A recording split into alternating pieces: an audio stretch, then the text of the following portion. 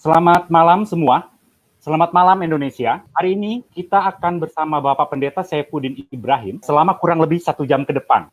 Diskusi kita malam ini bertema nubuatan Nabi Muhammad dalam Alkitab. Adapun rangkaian diskusi akan diawali dengan penjelasan dan pemaparan mengenai bahasan tema oleh Bapak Saifuddin Ibrahim. Kemudian akan dilanjutkan dengan sesi tanya-jawab. Mengingat diskusi malam ini ditujukan untuk membantu teman-teman kita yang non-Kristen dalam mengenal dan memahami kekristenan, maka sesi tanya-jawab yang akan diprioritaskan bagi non-Kristen lebih dulu. Jadi bagi teman-teman yang Kristen, dipersilakan menyimak melalui channel YouTube ini. Dan bila waktu masih memungkinkan, maka moderator akan memberikan kesempatan untuk bergabung dan bertanya di link diskusi. Konsekuensi bagi yang melanggar aturan ini akan secara otomatis dikeluarkan dari ruang diskusi. Dan mohon dukungan dari teman-teman semua agar diskusi malam ini dapat berjalan dengan baik. Baik, kita akan langsung buka acara diskusi pada malam hari ini. Halo, shalom Pak Saifuddin. Ya, shalom.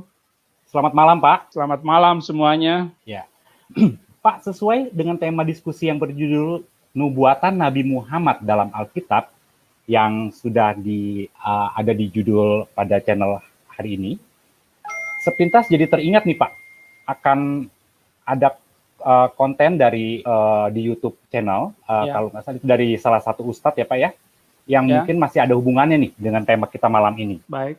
Kalau nggak salah itu judulnya Nabi Muhammad ada di dalam Injil, dan ada juga konten ceramah tentang salib yang katanya ada jin kafir di dalam. Bagaimana menurut pandangan Bapak? Nah, mungkin Pak Saifuddin bisa menyampaikannya. Silakan Pak. Ya, dasar kenapa saya masuk Kristen adalah di dalam Al-Quran surat Yunus ayat 94. Wa in kunta fi syakkim mimma anzalna ilaika fas'alil ladzina yaqra'unal kitab. Apabila kamu hai Muhammad ragu tentang apa yang kami turunkan kepada engkau, kepada Muhammad, maka tanyakanlah kepada orang-orang ahli kitab, yaitu mereka yang membaca Alkitab, orang Yahudi dan orang Kristen. Saya melakukan penelitian, benarkah ayat ini bahwa Nabi Muhammad itu dinubuatkan di dalam Alkitab, dinubuatkan di dalam kitab-kitabnya orang Yahudi dan orang Kristen. Pertanyaan ini terus, bahkan mulai dari saya kuliah, saya ambil jurusan perbandingan agama, semua agama saya pelajari, Yahudi, Kristen, Islam, Hindu, Buddha. Kemudian saya tetap menjadi orang Islam yang radikal ketika selesai kuliah di Usuluddin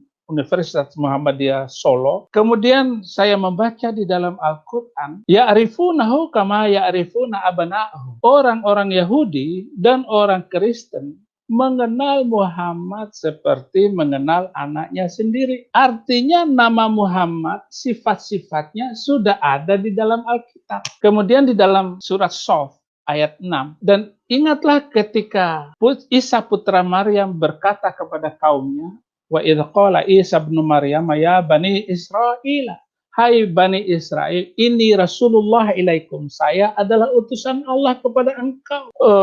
Musaddiqan lima baina yaday. Saya membenarkan apa yang ada di tangan kalian dan di tangan saya ini, yaitu Alkitab, Taurat. Wa mubasysyiran bi rasulin ya'ti min ba'di ismuhu Ahmad. Dan saya memberikan kabar gembira akan datang seorang nabi setelah saya, setelah Isa Al-Masih, namanya Ismuhu Ahmad. Itulah antara lain yang membuat saya tertarik dengan kekristenan, membuka Alkitab. Maka saya juga melakukan penelitian, apakah benar Muhammad itu sudah dinubuatkan di dalam Alkitab. Ustadz Abdul Somad, nanti kita bisa melihat YouTube-nya, bahwa Ulangan 18 ayat 18 itu adalah nubuat tentang Nabi Muhammad. Saya bilang bahwa tidak ada satu ayat pun nubuatan tentang Nabi Muhammad atau tentang Muhammad itu, atau Nabi setelah Isa Al-Masih itu tidak ada nubuatannya walau satu ayat pun. Karena jelas sekali di dalam Alkitab, lebih-lebih di dalam Perjanjian Baru, akan muncul setelah aku nabi-nabi palsu. Memang ada nubuatan Isa Al-Masih Yesus Kristus bahwa setelah dia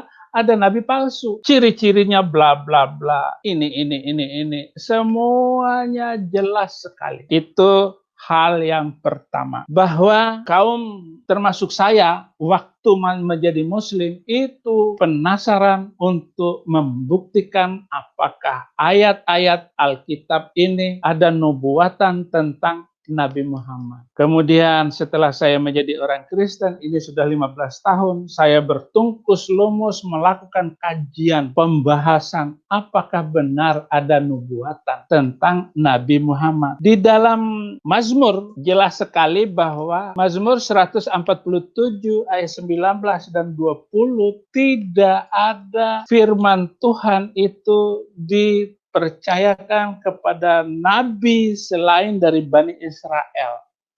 Jadi tidak ada nabi dari Mesir, tidak ada nabi dari Syria. Semua nabi-nabi utusan itu harus dari Bani Israel. Mazmur 147 ayat 19 dan 20, Ia Bapa Surgawi, Ia memberitakan firman-Nya kepada Yakub, ketetapan-ketetapannya dan hukum-hukumnya kepada Israel. Ia, Bapa Surgawi, Tuhan Bapa, tidak melakukan kepada segala bangsa. Ia tidak berbuat demikian kepada segala bangsa dan hukum-hukumnya tidak mereka kenal. Haleluya. Jadi hukum Taurat, hukum nabi-nabi, undang-undang tentang kehidupan ini tidak pernah dipercayakan kepada selain Bani Israel. Jadi ayat ini sudah jelas sekali bahwa Mazmur 147 firman Tuhan hanya dipercayakan kepada Bani Israel. Nah, lanjut kepada itu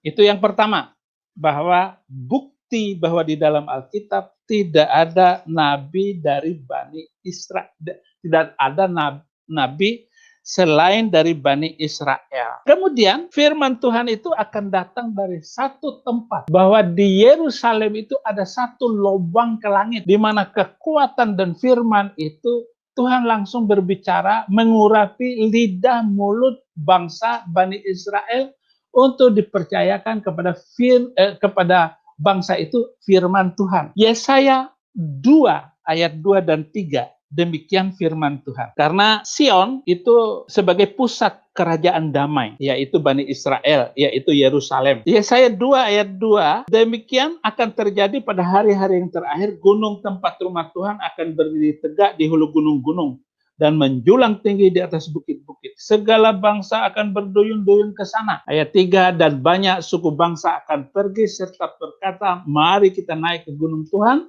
ke rumah Allah Yakub, supaya Ia mengajar kita tentang jalan-jalannya dan supaya kita berjalan menempuhnya. Sebab dari Sion akan keluar pengajaran dan firman Tuhan dari Yerusalem. Firman Tuhan datang dari Yerusalem. Bukan datang dari Gunung Sindur, bukan datang dari Medan. Firman Tuhan datang dari Yerusalem. Ini yang kedua, dicatat baik-baik. Firman Tuhan tidak datang dari Sungai Nil. Jelas sekali, datangnya dari Yerusalem, yaitu Sion, pusat kerajaan damai, di mana hidup damai dan toleransi itu harus didasarkan atas firman Tuhan, bukan wahyu buatan manusia, akal-akalan manusia. Itu yang kedua. Kemudian yang ketiga, bahwa firman Tuhan itu hanya dipercayakan kepada orang Yahudi, bukan kepada orang Mesir. Itu harus dicatat baik-baik. Sudah berabad-abad orang-orang ulama kah, kiai kah, bahkan biksu semua mencari apakah benar firman Tuhan itu hanya dipercayakan kepada Bani Israel. Maka di dalam Roma 3 ayat 1 dan 2 demikian. Kelebihan orang Yahudi dan kesetiaan Allah. Lembaga Alkitab Indonesia menulis itu. Roma 3 ayat 1, jika demikian, apakah kelebihan orang Yahudi dan apa gunanya sunat? Banyak sekali dan di dalam segala hal. Pertama-tama, sebab kepada merekalah dipercayakan firman Allah. Jadi firman Tuhan hanya dipercayakan kepada orang Yahudi, bukan kepada bangsa lain. Bangsa-bangsa lain hanya akan menerima kebenaran berkat dari firman Tuhan. Jadi bangsa-bangsa manapun harus mengikuti firman Tuhan yang datang kepada Bani Israel, Yahudi, di mana firman Tuhan hanya dipercayakan kepada bangsa Yahudi. Nah, itu sebabnya tidak ada nabi selain dari Bani Israel. Jadi, saudara-saudara harus mencatat baik-baik penjelasan saya malam hari ini agar supaya saudara-saudara tidak keliru dan salah, dan keselamatan itu hanya dari bangsa Yahudi. Yohanes 4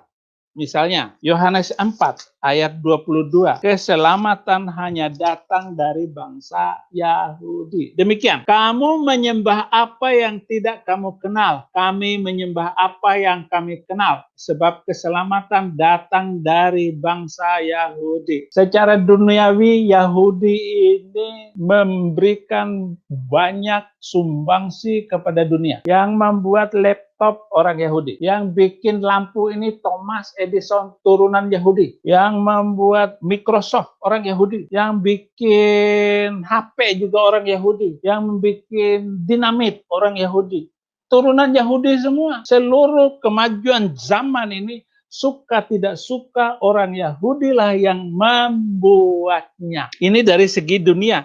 Apalagi dengan firman Tuhan bahwa keselamatan itu datang dari Yahudi. Nah, itu yang keempat. Yang kelima, yang kelima bahwa Wahyu 22 ayat 18, demikian firman Tuhan, agar kita semua ini tidak salah paham tentang Yahudi ini. Wahyu penutup ayat 18 sampai ayat 21, tetapi saya baca hanya ayat 18. Di Wahyu 22 ayat 18, aku bersaksi kepada setiap orang yang mendengar perkataan-perkataan nubuat dari kitab ini. Jika seorang menambahkan sesuatu kepada perkataan-perkataan ini, maka Allah akan menambahkan kepadanya malapetaka yang tertulis di dalam kitab ini. Jadi setelah firman Tuhan ini tidak ada lagi firman Tuhan yang lain dan tidak pernah dipercayakan kepada bangsa manapun. Kalau ada orang yang menambah isi Alkitab, yang menambah nubuat, yang menambah ada wahyu setelah Alkitab, maka akan ditimpakan kepadanya malapetaka seperti yang tertulis di dalam kitab ini. Pak Pendeta, kenapa Arab hancur? Ya karena masih memakai dan mempercayai ada firman Tuhan di luar Alkitab. Maka bangsa itu akan kena malapetaka yang tidak pernah berhenti sampai Yesus datang untuk kedua kali. Inilah kebenaran yang saya pahami dengan baik dari seluruh Alkitab, terutama tema malam hari ini. Tidak ada nubuatan di dalam Alkitab tentang nabi manapun selain setelah Yesus hanya ada nabi palsu. Jadi ini harus dijadikan renungan oleh semua saudara dimanapun saudara berada. Debat-debat sekarang ini yang luar biasa itu, bahkan Ustadz Abdul Somad, Yahya Walloni seenaknya saja bahwa ada nubuatan nabi dari Arab di dalam Alkitab. Saya katakan tidak ada satu ayat pun yang mendukung pernyataan itu. Kalau begitu Alkitab dipalsukan dong, karena jelas sekali di dalam Al-Quran, ya'rifunahu kama ya'rifuna abna'ahum. Mereka mengenal Muhammad seperti mengenal anaknya sendiri. Bagaimana saya mengenal Saddam Hussein, anak saya? Bagaimana saya mengenal Fikri Khomeini? Bagaimana saya mengenal putri saya, Golda Meir? Jadi begitulah orang Yahudi dan orang Kristen mengenal nabi dari Arab itu. Tidak ada. Inilah yang seluruh kajian saya yang tidak pernah mampu ditantang oleh siapapun. Jadi Ustadz Abdul Somad, ya jangan berbicara tentang nubuatan itu. Pak Abdul Somad nggak tahu tentang perbandingan agama. Urus saja itu kitab Toharoh, tentang bersuci, tentang puasa, tentang haji. Urus itu saja. Pak Ustadz itu ya jangan urus tentang nubuatan itu. Jadi nggak produktif. Atur saja bagaimana umat ini bisa hidup toleransi dan damai. Itu lebih bagus dari semua pembicaraan. Inilah data pertama, hal-hal yang sudah saya sampaikan tentang tema pada malam hari ini. Demikian, terima kasih. Tuhan Yesus memberkati.